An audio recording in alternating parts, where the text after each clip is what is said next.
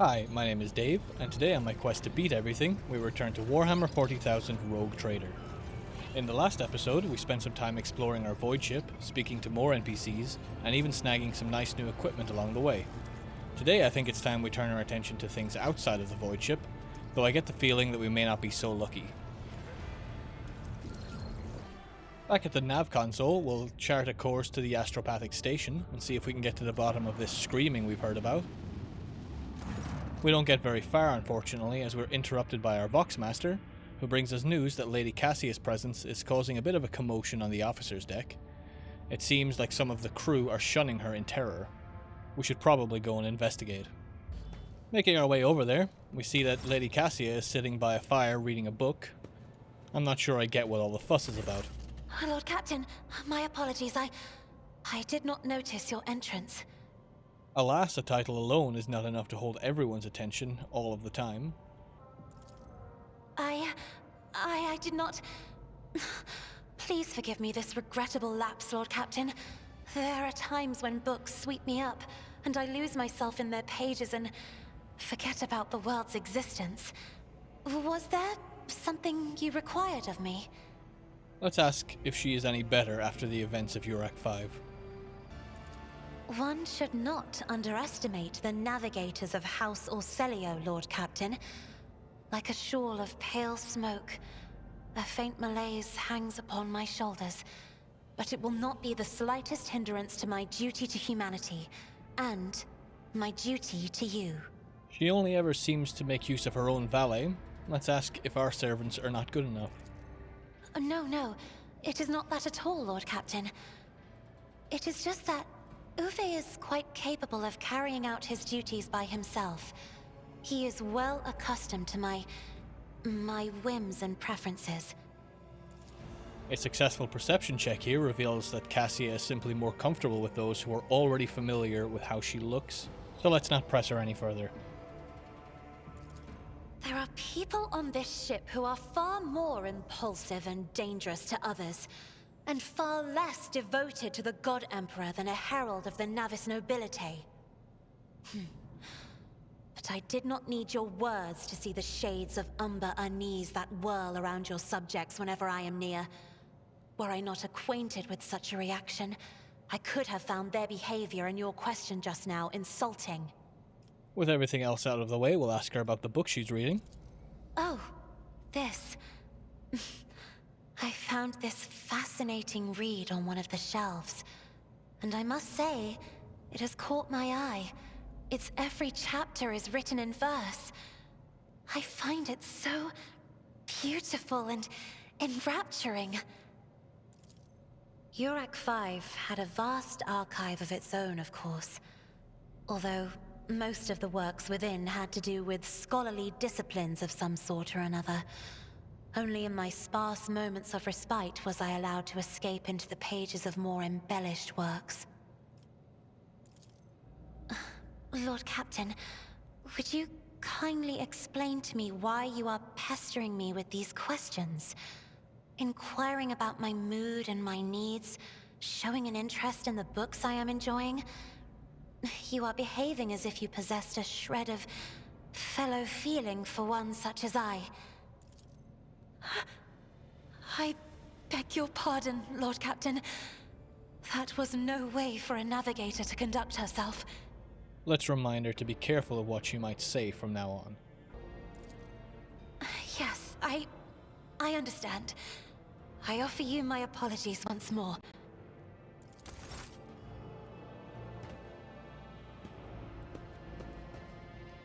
And with that interruption out of the way, let's return to the nav console. Continuing then on our journey towards the Astropathic station, it's not long before we are interrupted once more. This time, however, it seems that a sacred cult aboard the ship wishes to present us with gifts. Let's see what this is all about. We'll tell Vigdis here that we're ready to receive them. And with that, she will commence preparations at once.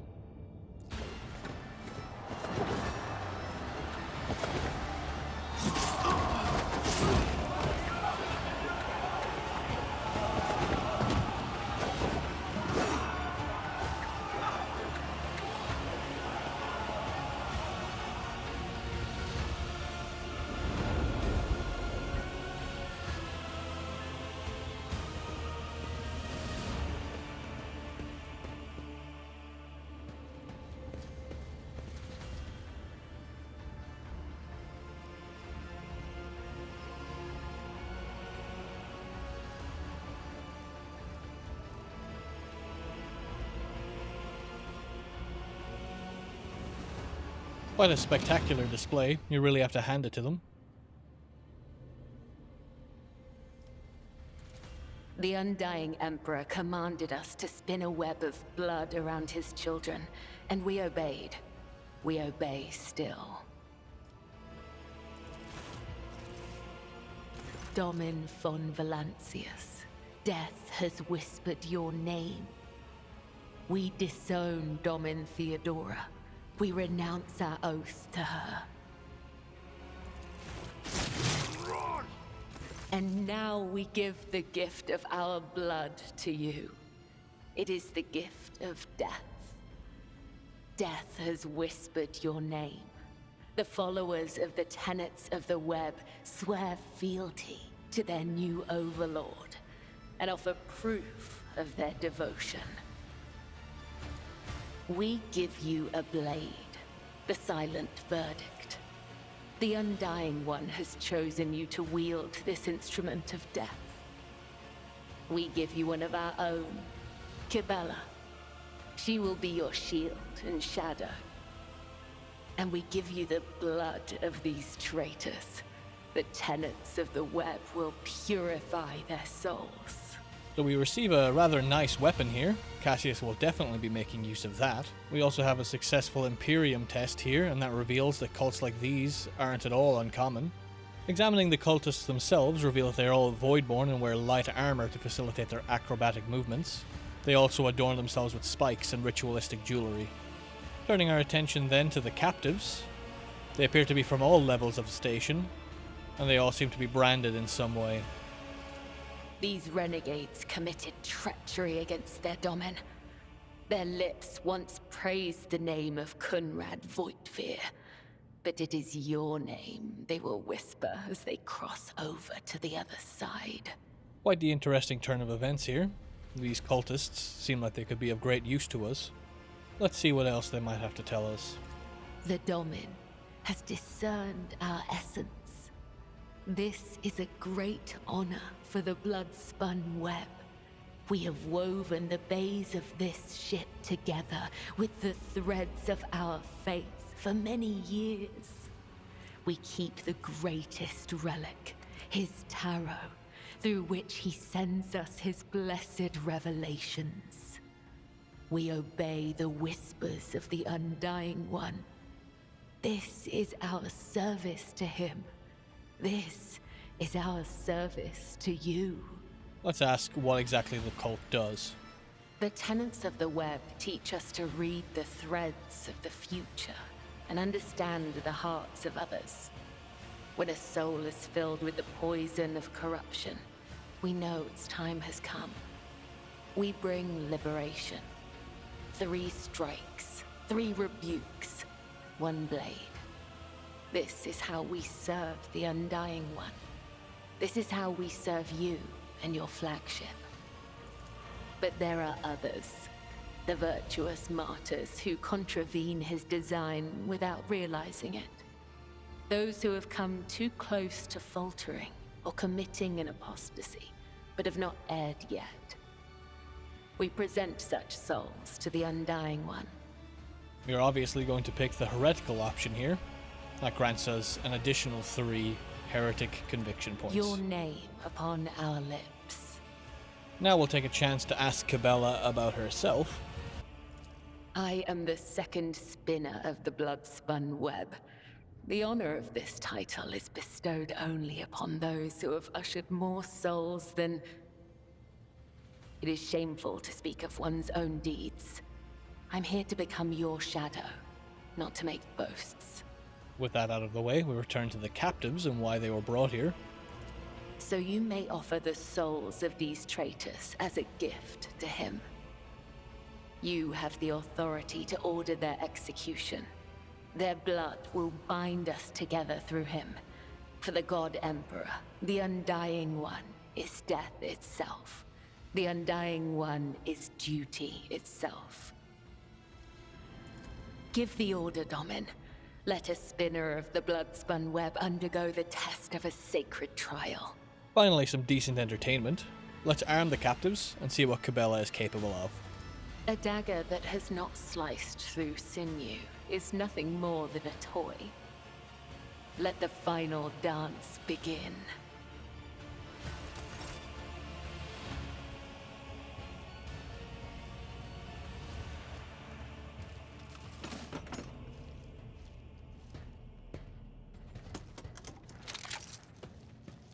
Your Emperor won't save you! Cabela is a melee-focused fighter. She makes use of acrobatic jumps and dances to inflict wounds on her enemies, as well as some self-harming abilities that can mark other hostiles, gaining her buffs when she deals damage to them and kills them. She's particularly good against grouped up enemies like this. I start off by using her Death from Above ability to get right in between these 5 combatants.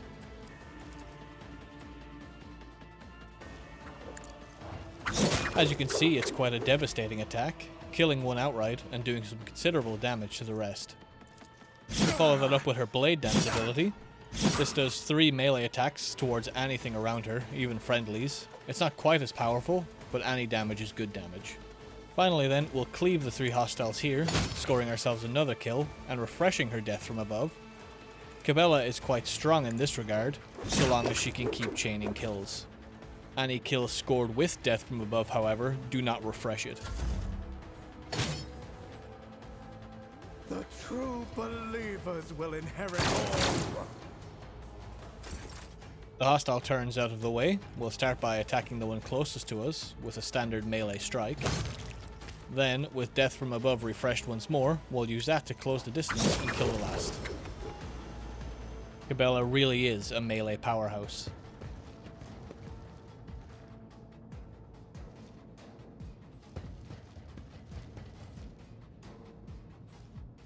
Five more hostiles are then taking the field. We'll have to make quick work of those just like we did the 5 original.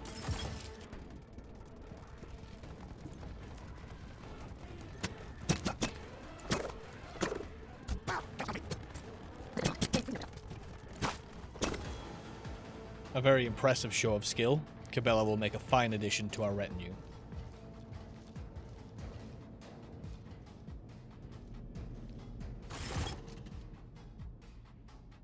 We will absolutely be accepting her request to join us. We've all seen just how powerful she is.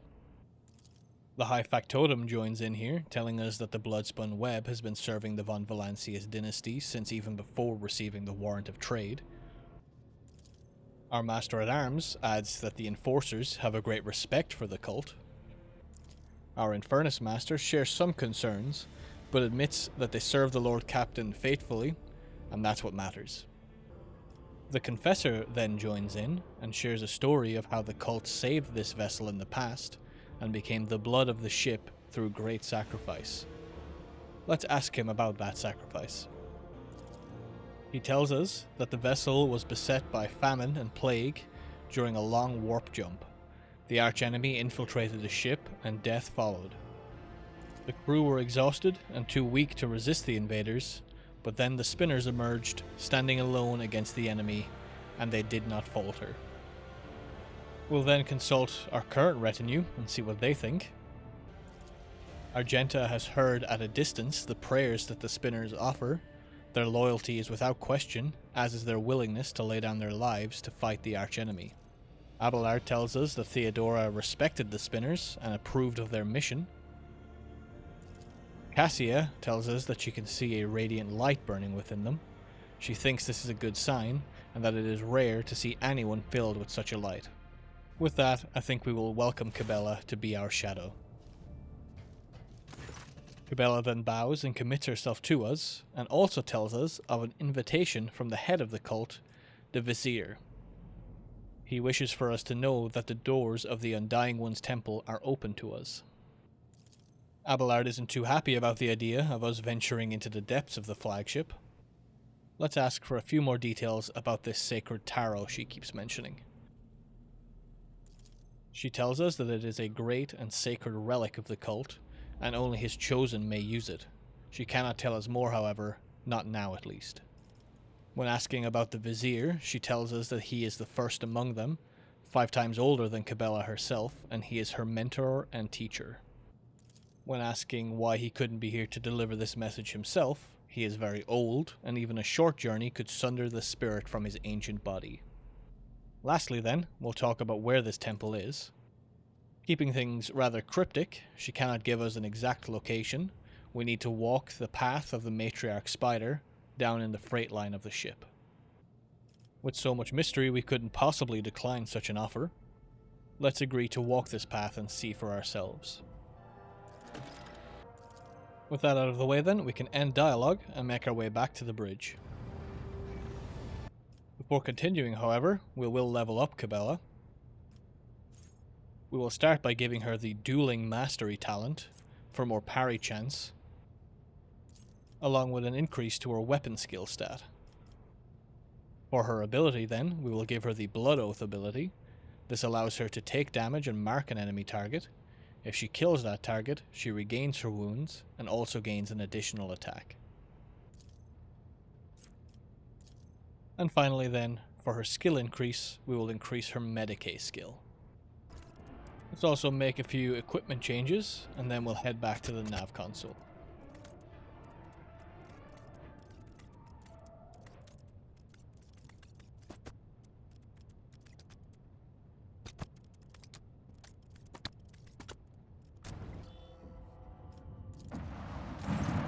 Now finally at the astropathic station, we get a sense of death from it. The station is motionless and all lights seem to be out. Let's try to contact it by Vox. Looks like we don't get any response. With no other choice, we'll deploy a scouting team to the station. Our enforcers make their way onto the station, and what they saw is quite monstrous. The astropaths on board, sitting on their thrones, seemingly smudged across time. They discover a blind old man sitting motionless upon a tall throne, entombed in psychic ice. The man seems to be still alive and screaming. Let's send Zachary Weiss, our choir master, aboard with some bodyguards. A success here means that the choir master spent hours in telepathic communication with the man, after which he offered a prayer to the God Emperor and the old man passed away. When he returned to the ship, the choir master presented us with an amulet, the Denial of Nightmares. This grants any psyker that wears it immunity from horror of the warp effects. With that, the ghastly shriek that was being heard across the system ceases, though it seems that the shriek was just a mask for something far more horrifying. A melody of a cataclysm born from a warp storm so intense that the whole expanse can surely hear it.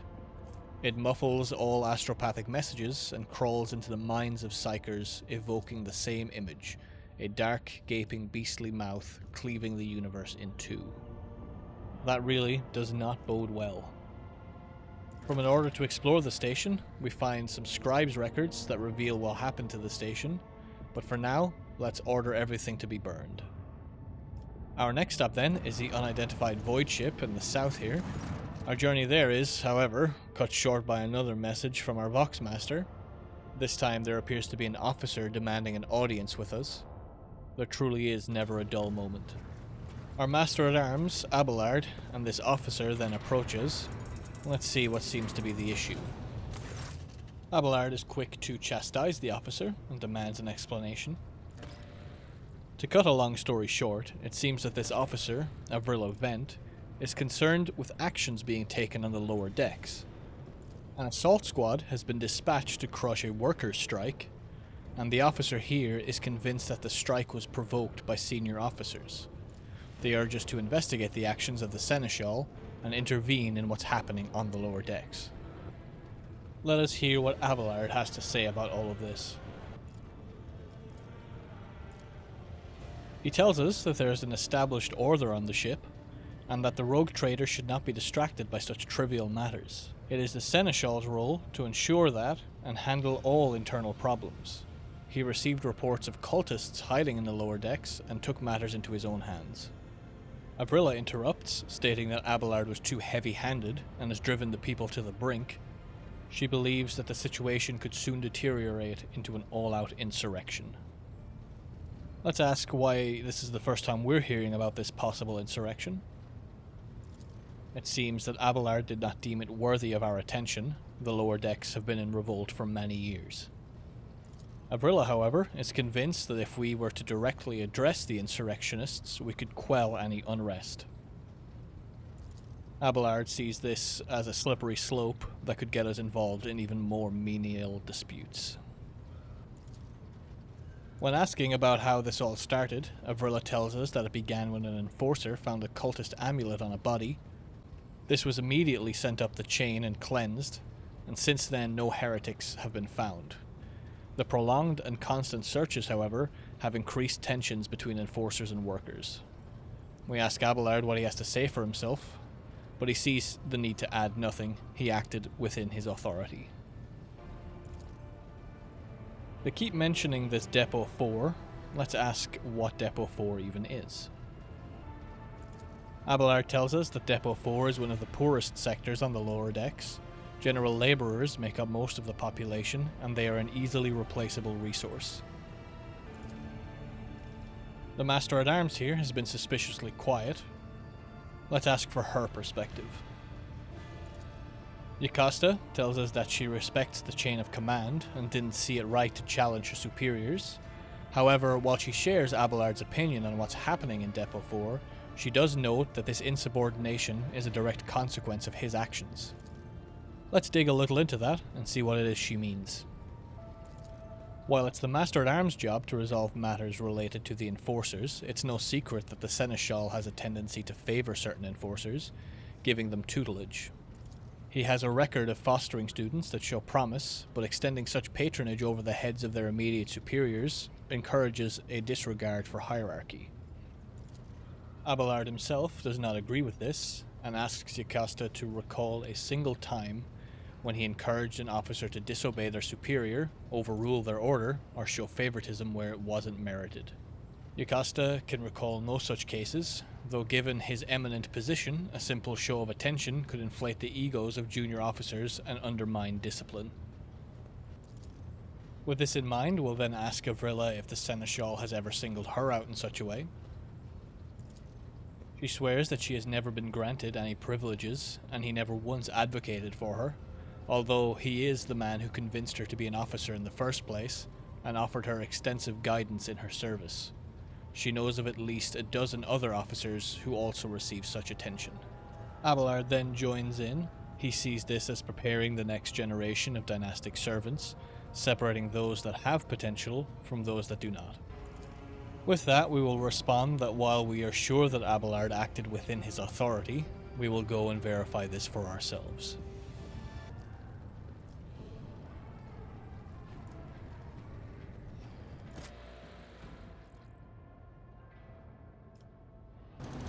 Arriving then in Depot 4, the squalor that these people live in is immediately visible, and Abelard is given quite a nice welcoming gift by one of the locals.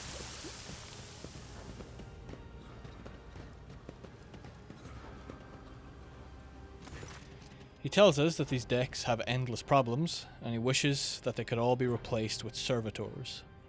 For now though, we will keep moving and see if we can get to the bottom of this. Approaching the other end of the depot, we see Avrilla in a heated argument with the Master-at-Arms. It seems Jocasta is eager to carry out her commands, but Avrilla is holding firm until we arrive to assess the situation ourselves. Now that we're here, let's ask about the situation. Avrilla informs us that the bay with the strikers has been locked down, including the leaders. For now, the situation is under control. Jocasta disagrees, however. The rabble is on the verge of mutiny and demands immediate repressions. Before we continue, however, we'll comment on the locals throwing things at us. Avrilla apologizes profusely, stating that the people are desperate. I'm not too pleased by that response, however. Let's ask her if she's truly worthy of her rank of lieutenant. She promises to take steps to ensure it doesn't happen again. With that out of the way, let's go and speak with those strikers. The world will bow.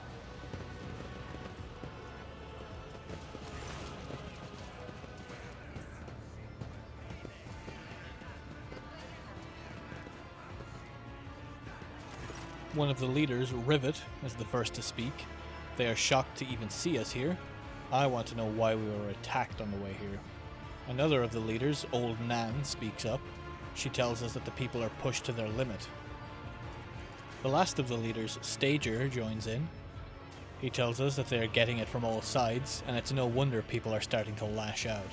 A successful awareness check reveals that their words are sincere. The news of our being attacked here has shocked them. When asking about the strike, Rivet claims that they had no idea they were striking. They were just asking questions. Old Nan chastises him. She's fed up of the enforcers jumping at the slightest opportunity to punish the workers. It seems they also turn off the heating, and people get sick or die from the cold. Old Nan speaks of 2 children who died of inflammation to their lungs because of the enforcers. Argenta doesn't interrupt, but it is obvious she is saddened by the mention of the children's deaths. Stager adds that it is all true. Avrilla is the only officer that stands up for them. He says they are not villains, but honest workers. They have plotted no disorder, and now they've got guns pointed at them. All they want to do is work in peace. We asked them about the amulet that was found. Stager claims that if it was evil, they didn't know. The enforcers just said it was, and started punishing people. Rivet also affirms that there are no heretics here, and if there were, they would be reported immediately. Old Nan also joins in, saying that the amulet was taken off of a dead body. When the fight broke out on the ship, some folks looted the bodies. Rivet tells us that the amulet must have been pocketed by someone who didn't know any better. They don't need amulets around here. They all worship the Emperor. Argenta finally interrupts, calling them all naive. She asks whether they're not taught of the archenemy's creations and any unfamiliar objects that could be one. Old Nan responds that they were told, but it hasn't been many years since a confessor last came here. Argenta tells them that it is a regrettable thing, but the burden cannot be put on the Holy Fathers alone. Getting back to the task at hand, we ask Abelard if he has anything to add. He tells us he authorized the use of all necessary measures to locate the heretics in this sector. The specific steps were never reported to him, but he is certain they were justified. When Yocasta is asked about freezing the inhabitants, she tells us that the rabble understand only one language, and that is violence, and this was done as per regulations. Now let's see what it is that the clans actually want changed. Old Nan wants the beatings to stop and the heat to be turned back on, and she also wants guns so they can self-govern. Stager says she has gone too far. They don't want guns, they just want the enforcers to stop hassling them. They will find the scavengers that looted the cultist bodies and turn them over themselves. Old Nan tells us that she doesn't want any empty gestures, but real change, and she cannot trust us. Rivet is silent throughout all of this, only making noises of approval as the others speak. Abelard isn't convinced that the amulet was picked up unknowingly, and he tells us that we cannot give them what they want. Yocasta also believes that the rabble cannot be trusted. They understand only brute force, and any concession is a sign of weakness. We'll make a coercion check here and tell them that spreading anarchy is the first step towards chaos. We cannot put guns in untrained hands, and if those demands are withdrawn, the rest will be considered. The coercion test passes, and Rivet attempts to convince Old Nan to back down. Stager also joins in on this. It took a bit of convincing, but Old Nan does give in. And with that, it's decided. The prosecution will stop, but we do expect help in locating any remaining amulets or weapons left by the cultists. It costs us some fuel and some provisions, but for now it seems we have quelled any rebellion. Now with all of that out of the way, we can explore the area. There's a puzzle here involving some valves. We will start that by interacting with this gauge. We'll then loot the 2 containers in the area. One of them here has some cargo and a key, and the other has some more cargo and a machine right set. As we approach the exit to the area, Abelard pulls us aside for an urgent matter. He tells us that he is unhappy with us giving in to the demands of the rabble, stating that next time there is an uprising, they will welcome chaos with open arms. We'll put it right back on him, and how his actions practically guaranteed that this would happen. He tells us that it would have been handled had we not intervened, and we tell him that we would be happy to leave things to him in the future, but things here spiraled out of control. He does apologize for losing his temper and wishes to explain himself. He tells us that he takes great pride in the prosperity of the dynasty. He left his post in the Imperial Navy for a chance to see the dynasty flourish, leaving everything behind to do so. In the past, Theodora entrusted him with all she did not have time for, and now a senior officer betrayed us, Theodora is dead, and we have no idea what's happening to our dynastic worlds. It is his duty to insulate us from problems that can be dealt with established protocols. We tell him that we value what Theodora created, and trust that this situation is simply an aberration, and from now on we will trust in established procedure. It seems he is glad of our response. Before we leave, however, we'll open the remaining valves, following the order done here.